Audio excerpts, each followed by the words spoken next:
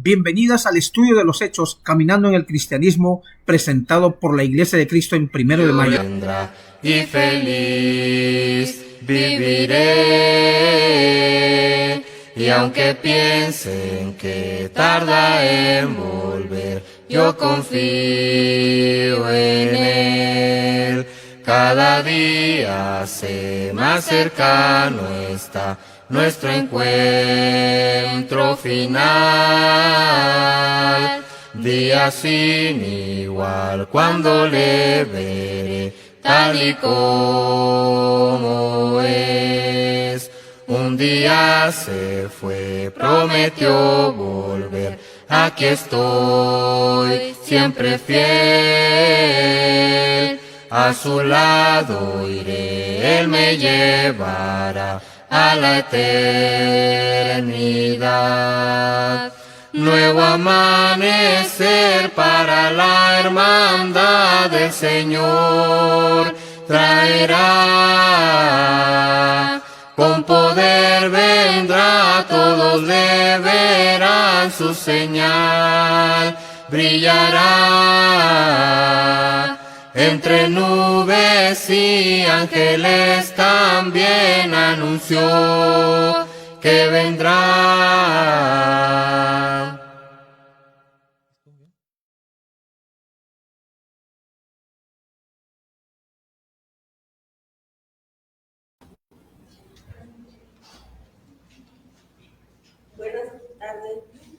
Buenas tardes mis hermanos en Cristo y estimados amigos que hoy nos acompañan en esta serie de estudios bíblicos llamado Caminando en el Cristianismo. Le damos la más cordial bienvenida sus hermanas Verónica Zapata, Yasmín Cruz y su servidora Teresa Lázaro. Daremos inicio con nuestra primera oración, para lo cual le invito a inclinar nuestro rostro en reverencia. Oremos.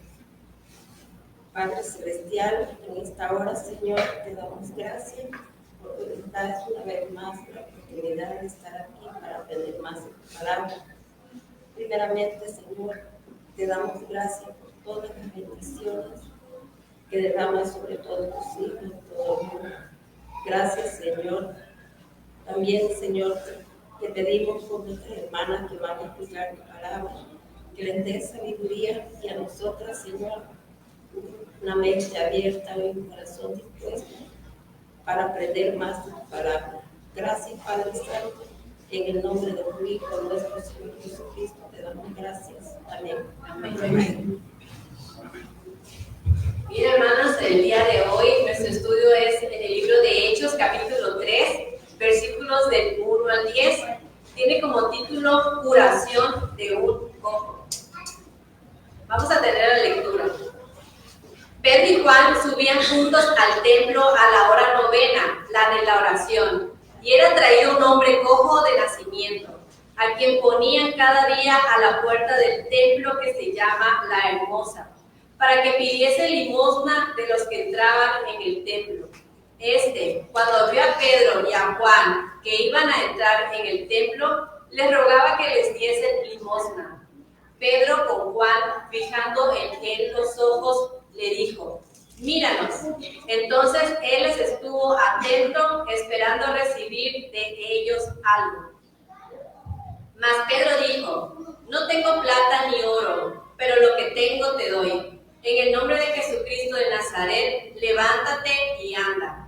Y tomándole por la mano derecha, le levantó, y al momento se le afirmaron los pies y tobillos. Y saltando se puso en pie y anduvo, y entró con ellos en el templo, andando y saltando y alabando a Dios. Y todo el pueblo le vio andar y alabar a Dios. Y le reconocían que era él el que se sentaba a pedir limosna a la puerta del templo, La Hermosa, y se llenaron de asombro y espanto por lo que le había sucedido.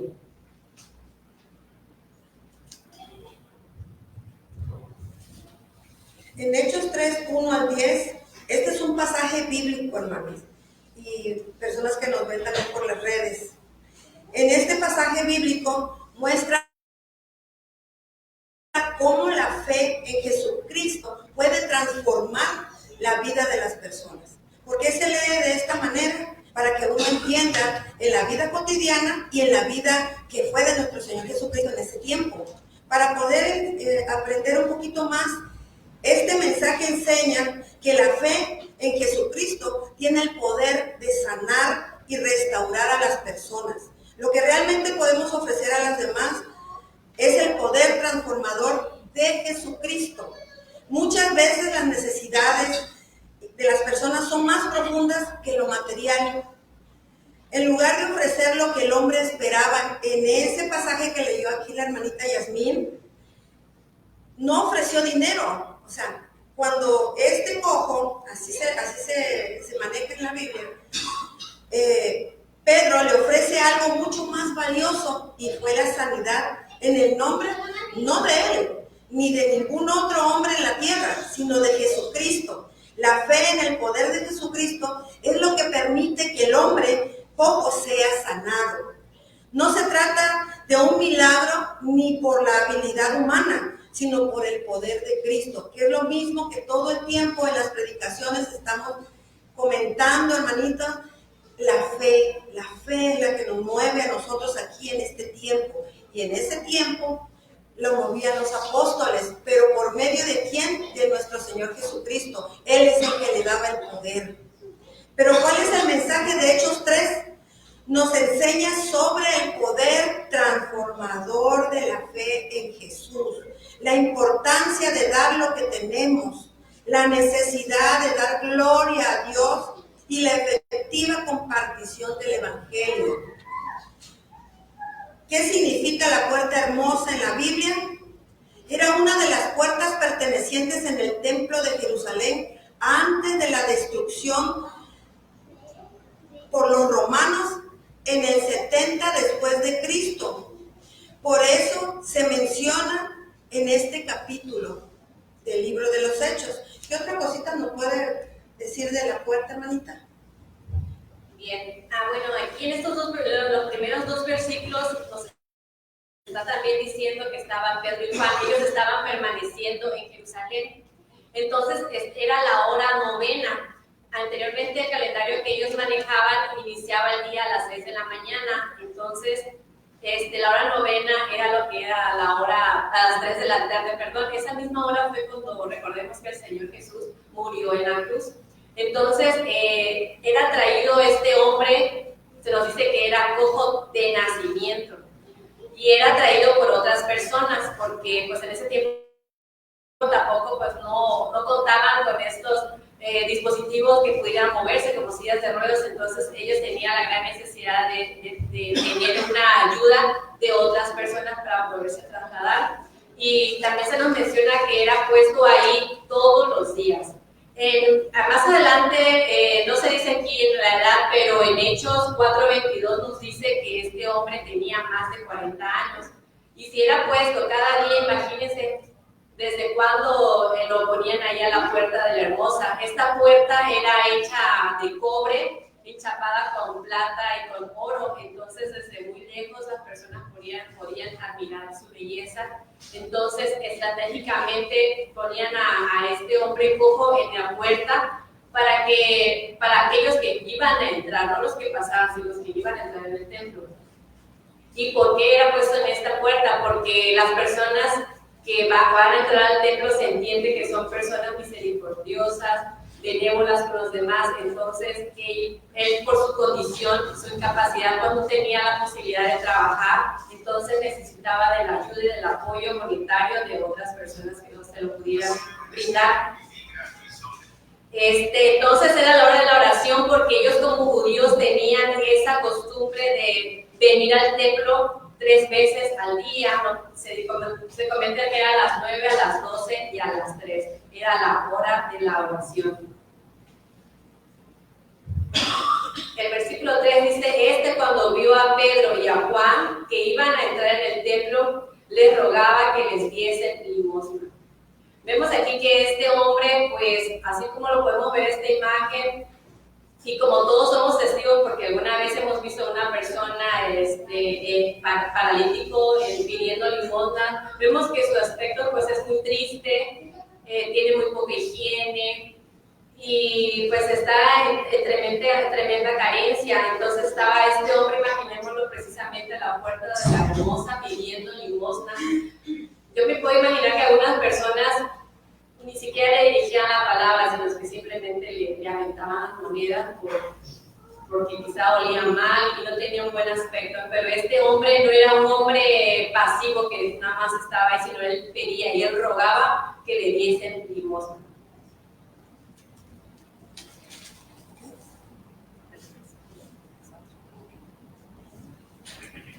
Bueno, el versículo 4 dice: Pedro, con Juan fijando en él los ojos, le dijo: míranos.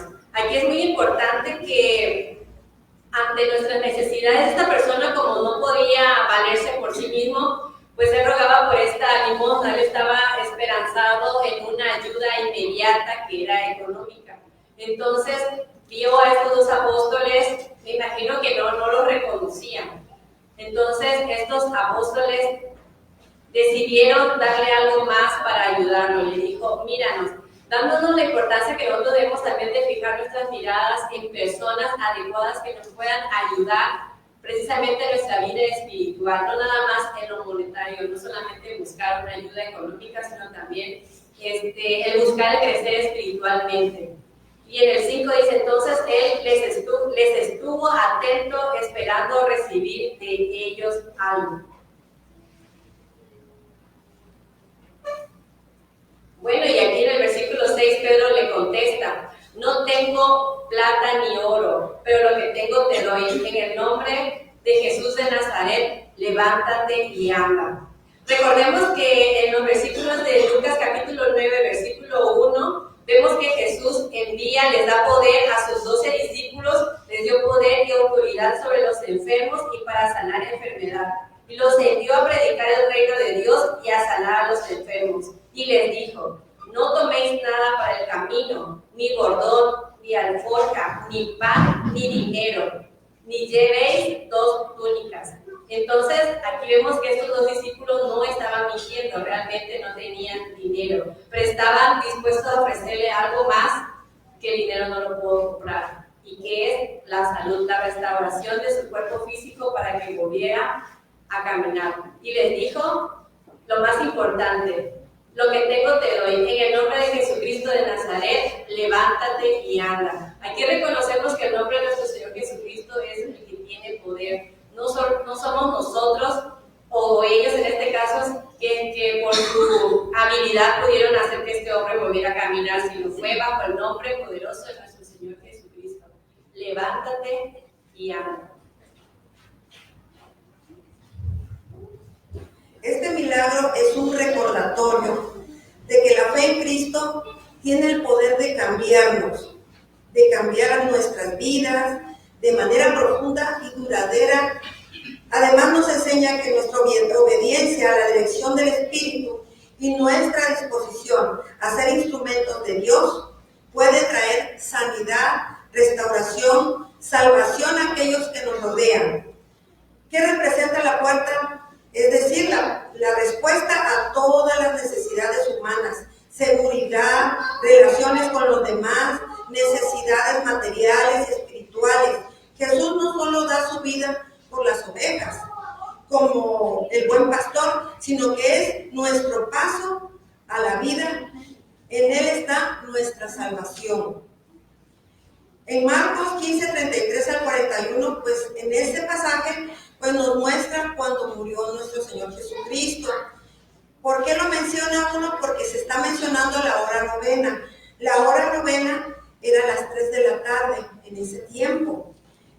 Se repite para que uno no tenga esa duda de decir, bueno, la hora novena, ¿qué es la hora novena? Esa hora novena en la Biblia corresponde a las 3 de la tarde. Se trata de un momento de oración y es probable que fuera la hora en que nuestro Señor Jesucristo murió en la cruz, como lo mencionó aquí la hermanita Yasmín.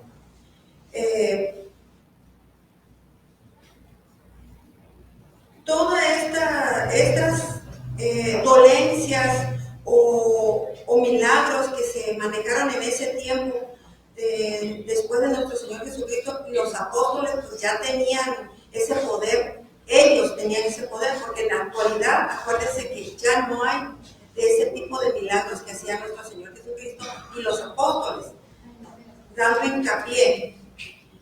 En el cristianismo oriental, la nona es una oración que se conmemora el momento en que Jesús murió en la cruz, que era lo que le mencionaba yo.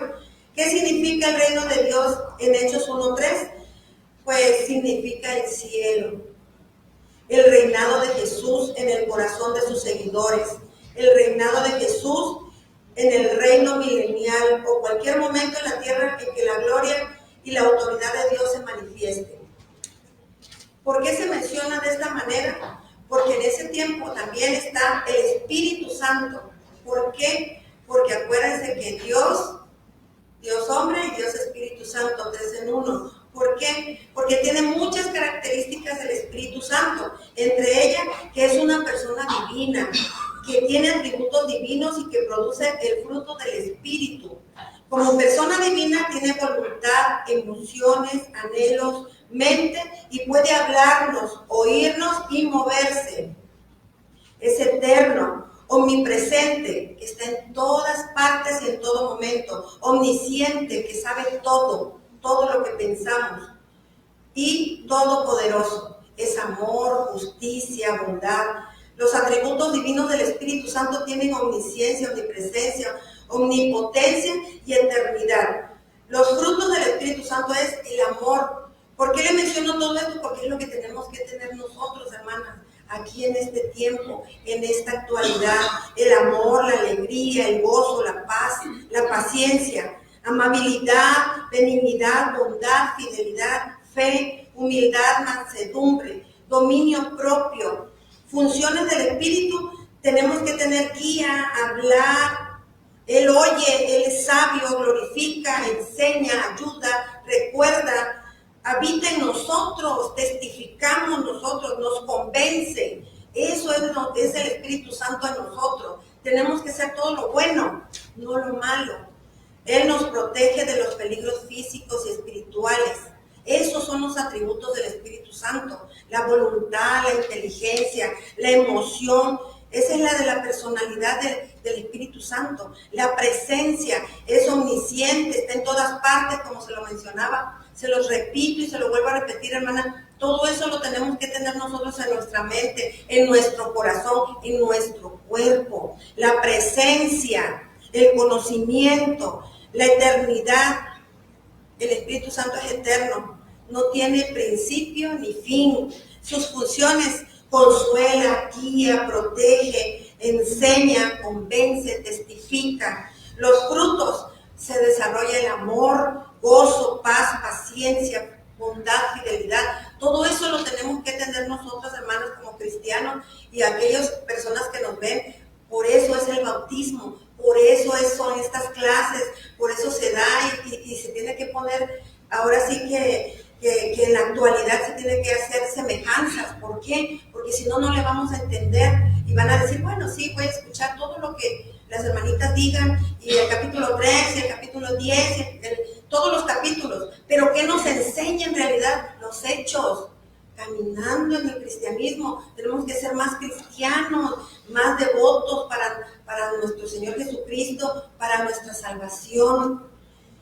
El Espíritu Santo es una persona divina como el Padre y el Hijo, y obra en la iglesia y en los creyentes. La Biblia dice que el Espíritu Santo capacita a los que han recibido a Jesús como Señor y Salvador. ¿Algo más, hermanita? Sí, gracias. También aquí vemos, ya para finalizar, o el fin de la historia, dice que todo el pueblo le vio andar y alabar a Dios. Y le reconocían que Él era el que estaba sentado, el que se sentaba a pedir limosna a la puerta del templo, la hermosa, y se llenaron de asombro y espanto por lo que había sucedido. Así como esta historia y como otras veces, y también otros milagros que había realizado el Señor Jesús, vemos que estos milagros tenían 3 características. Eran inmediatas o eran instantáneas, eran completas e eran innegables. instantánea porque de un solo golpe al menos a este hombre se le fortalecieron los pies y los tobillos. Era completa porque tuvo alivio completo de la parálisis de sus piernas. No quedó adolorido o imposibilitado, sino dice que él caminaba y andaba y hasta saltaba.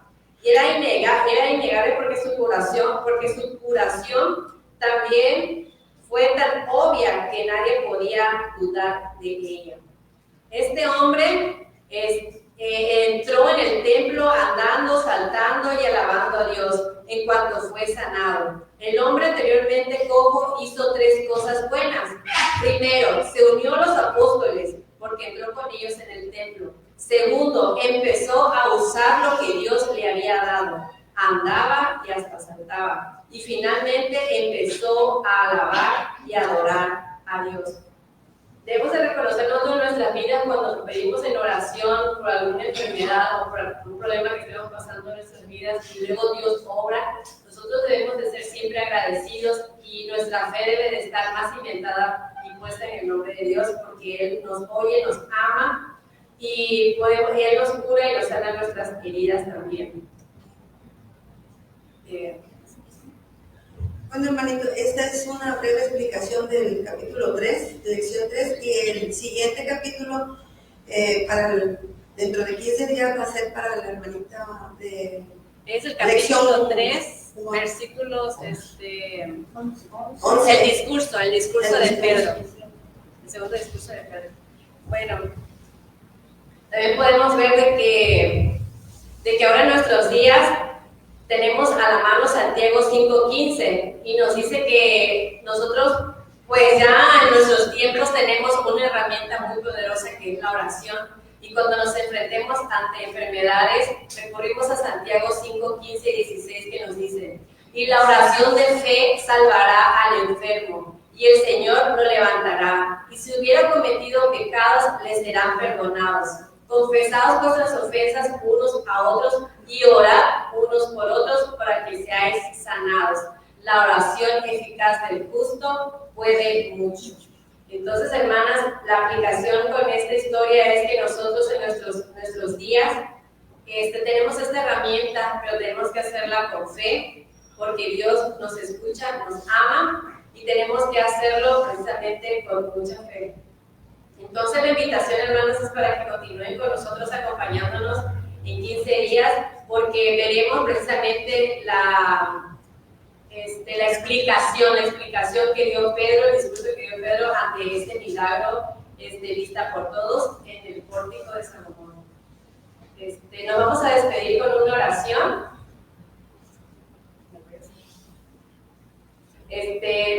Vamos a finalizar el estudio con una oración, la cual les invito a incluir sus rostros. Padre, te agradeciendo, santificado sea su nombre. Estamos muy agradecidas porque en este momento usted nos dio el tiempo para el estudio de su palabra basado en el libro de los Hechos, donde comprobamos el gran poder que usted dio a sus discípulos mediante el Espíritu Santo en recobrar la salud de este paralítico. Y Padre, nosotros también esta clase nos ayuda porque quizás también dentro de nosotros espiritualmente tengamos alguna incapacidad que nos haga, Padre, a requerir de otras personas, pero nosotros como el apóstol debemos de fijar nuestra mirada siempre en usted, porque usted es el dador de la vida, de la salud. Acompáñanos en esta semana que estamos iniciando, bendiga nuestras vidas, nuestros hogares, y que volvamos a estar aquí continuamente en su casa de adoración. Quédese con nosotros, acompáñanos y pedimos precisamente por aquellos hermanos que están padeciendo de alguna dolencia, de alguna enfermedad, sea con ellos que siempre nuestra fe esté puesta en usted, Padre. En el nombre de Cristo Jesús le agradecemos. Amén. Amén.